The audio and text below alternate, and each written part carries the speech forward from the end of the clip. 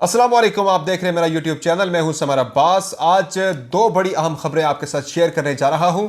एक तो मैं आपको बताऊंगा कि यूसुफ रजा गिलानी के 7 वोट क्यों और कैसे मुस्तरद हुए, उसकी वजह क्या थी, उसके पीछे स्ट्रैटेजी क्या थी जो उलट पड़ गई पाकिस्तान पीपल्स पार्टी को ही। और दूसरा मैं आपको नाज़रीन बताने जा रहा हूं कि पीडीएम के अंदर जो लड़ाई शुरू हुई, जाहिर है उस लड़ाई में एक बड़ा जो मामला था, बड़ा जो वजह तनाज़ा थी, वो थी सेनेट में लीडर ऑफ द अपोजिशन के मामले पर। अब आज पीडीएम के अंदर बाज़ाब्ता सीज फायर हो गया है पीपल्स पार्टी और पीएमएलएन के दरमियान, लेकिन किन शराइत पर, वो शराइत मैं आपके साथ शेयर करूंगा। और कहीं पे पीपल्स पार्टी पीछे हट रही है, कहीं पे नून लीग अपने स्टेटेड पोजीशन से, मौक़िफ़ से पीछे हट रही है। किस तरह से जो पीडीएम की नौजवान क़यादत ज़रा ज़्यादा जज्बाती हो गई थी, उस पर अब जो बड़े हैं वो सामने आए हैं सूरत हाल को ठीक करने के लिए। पहले आपको बताता हूं कि यूसुफ रजा गिलानी क्यों हारे, क्यों उनके वोट मुस्तरद हुए।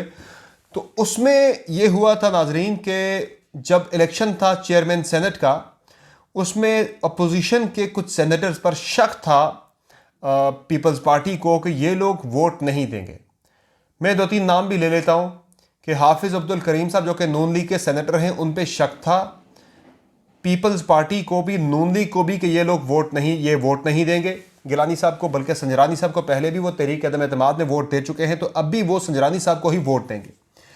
तो दूसरा जो शक था पीपल्स पार्टी को, वो सेनेटर आबिदा मोहम्मद अजीम, जो कि बलूचिस्तान से सेनेटर मुंतखब हो चुकी हैं, पहले ही आज़ाद हैं। वो उनके बारे में समझा जा रहा है कि वो पीके मैप की सेनेटर हैं, हालांकि वो पीके मैप के साथ उन्होंने उसमें शमूलियत इख्तियार नहीं की और लास्ट टाइम उन्होंने संजरानी साहब को वोट दिया था, उनके साथ हैं। तो इन लोगों पे शक था। दो तीन नाम और भी हैं, सेनेटर दिलावर साहब हो गए, दो तीन लोग और भी हैं जिन पे शक है कि उन लोगों ने अपनी वफादारियाँ तब्दील कर सकते थे या की।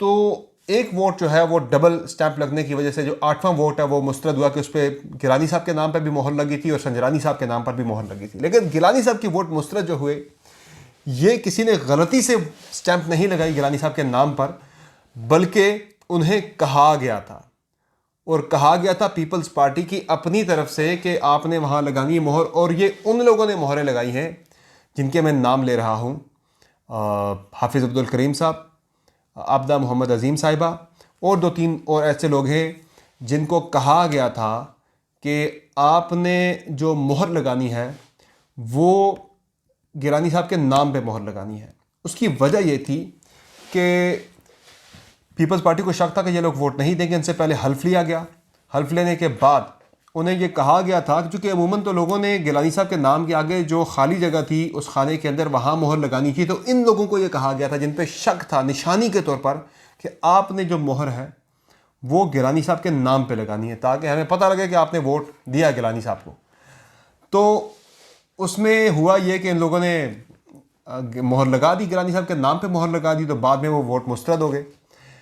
ये इन लोगों को सईद गनी साहब ने और अली कासिम गिलानी, इन लोगों ने पहले बाकायदा रिहर्सल हुई थी, इनसे नून लीग वालों ने हलफ भी लिए थे, रिहर्सल हुई थी, इन लोगों से कहा गया था कि आपने खाली जगह के बजाय नाम पे मोहर लगानी है। चूँकि पीपल्स पार्टी वाले ये समझ रहे थे कि नाम पे मोहर लगाने से वोट मुस्तरद नहीं होगा, तो इसलिए नाम पे मोहर किसी ने गलती से नहीं लगाई। उन्हें कहा गया था निशानी रखने के लिए कि हाँ, इन लोगों ने, जो 6-7 लोग जिनका वोट मुस्तरद होने का, या फिर जिनका वोट संजरानी साहब को पढ़ने का डर था, उनसे गिलानी साहब के नाम पे मोहर लगवाई गई निशानी के तौर पर। जगह बताइए आपने इस जगह पे मोहर लगानी है, ताकि याद रखा जाए, बाद में पता लगे कि इस बंदे ने वोट दिया था। चूँकि ज़ाहिर है जब वोट की काउंटिंग हो रही होती है तो प्रिजाइडिंग अफसर के साथ जो काउंटिंग हो रही होती है, तो वहाँ पर पोलिंग एजेंट भी होता है। तो पोलिंग एजेंट देख रहा होता है कि वोट गिलानी साहब को पड़ा है, ये वोट फलां संजरानी साहब को पड़ा है, उसमें नाम तो ज़ाहिर नहीं होता, तो वो मोहर लगाने की जो जगह है उसकी निशानी रखी गई थी। तो यहाँ से जो एक तदबीर थी वो उल्टी पड़ गई और गिलानी साहब के वोट मुस्तरद हो गए और वो बिल्कुल ही हार गए इलेक्शन चेयरमैन सेनेट का।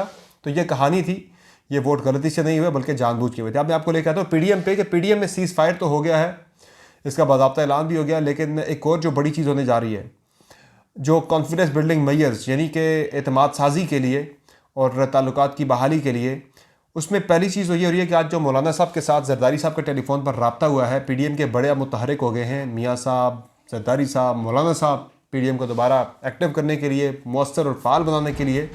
उसमें ये हो रहा है कि जो सेनेट में लीडर ऑफ द अपोजिशन के मामले पे इख्तलाफ था, पीपल्स पार्टी कह रही थी हमारा बनना चाहिए, नून लीग कह रही थी हमारा बनना चाहिए। हालांकि पहले इत्तेफाक राय हुआ था कि चेयरमैन पीपल्स पार्टी का, चेयरमैन सेनेट पीपल्स पार्टी का, डिप्टी चेयरमैन JUI का और leader of the opposition Noon league का। लेकिन पीपल्स पार्टी डट गई कि लार्जेस्ट पार्टी हम हैं और चूंकि हम चेयरमैन सेनेट का इलेक्शन ही हार गए तो इसलिए हमें मिलना चाहिए।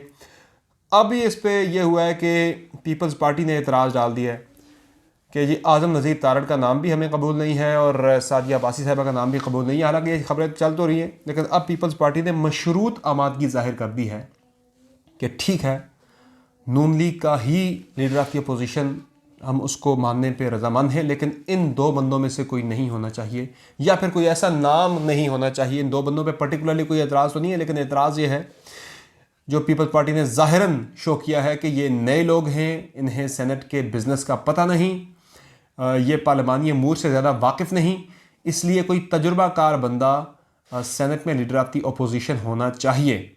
आज़म नज़ीर तारड़ साहब का नाम भी मुस्तरद कर दिया पीपल्स पार्टी ने। हालांकि उनके माजी में पीपल्स पार्टी के साथ अच्छे रवाबित रहे। इफ्तिखार चौधरी के खिलाफ जब पीपल्स पार्टी थी तो आज़म नज़ीर तारड़ साहब की बड़ी सपोर्ट रही है पीपल्स पार्टी को, लेकिन वो एक उन्होंने बहाना सामने रख दिया। बहरहाल अब जो खुरा निकलने का चांस है ज़्यादा, उसमें अगर पुराने नामों की बात की जाए तो उसमें सेनेटर मुसद्दिक मलिक हो गए, उनका खुरा निकल सकता है। इरफान सिद्दीकी साहब का खुरा निकल सकता है, हालांकि वो पहले सेनेटर नहीं रहे, पहली दफ़ा वो भी सेनेटर बन रहे हैं, लेकिन चले जर्नलिस्ट हैं, कुछ एक्सपीरियंस है तो उनका भी चांस बन सकता है। लेकिन ज़्यादा चांस जो है वो मुसद्दिक मलिक का लग सकता है लीडर ऑफ द अपोजिशन के लिए। मरीम नवाज़ के बाएतमाद साथी भी हैं और मुस्तफ़ा नवाज़ खोखर पीपल्स पार्टी के उनके बड़े करीबी दोस्त भी हैं, तो उन पे मेरे ख्याल से अगर नून लीग को ही मिलना हुआ तो उन पे इत्तफाक राय हो सकता है। अच्छा, अब बढ़ते हैं आगे। इसमें एक इंटरेस्टिंग चीज़ मैं आपको ये भी बताऊँ नाज़रीन कि गिलानी साहब की ख्वाहिश थी कि नून लीग को मिल जाए, लेकिन जरदारी साहब ज़रा डट गए कि नहीं भाई, leader of the opposition people's party का ही होना चाहिए।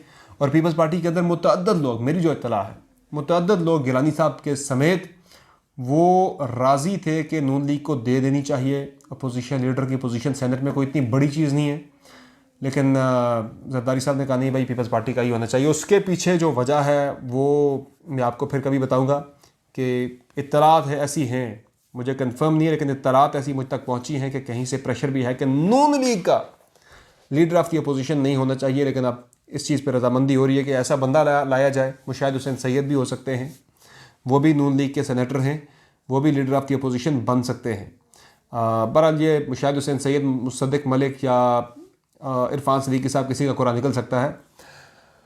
अब गिलानी साहब का जो फ़ैसला ज़ाहिर है उड़ा दिया है इस्लामाबाद हाई कोर्ट ने, तो उस पर अब इम्कान यही है कि उन्हें कहा गया इस्लामाबाद हाई कोर्ट की तरफ से कि ऑप्शन दिया गया कि आप या तो संजरानी साहब के खिलाफ तहरीक अदम एतमाद ले आएँ, अगर आपके पास अक्सरियत है, आप क्लेम कर रहे हैं कि ज़्यादा सेनेटर आपके साथ थे, तो उसमें वोट गिलानी साहब को 49 पड़ा था। तो तहरीक अदम एतमाद की कामयाबी के लिए सेनेट की जो टोटल मेंबरशिप है 100, उसमें उन्हें सादा अक्सरियत चाहिए, यानी कि 51 वोट उन्हें चाहिए हर सूरत में पूरा करने के लिए।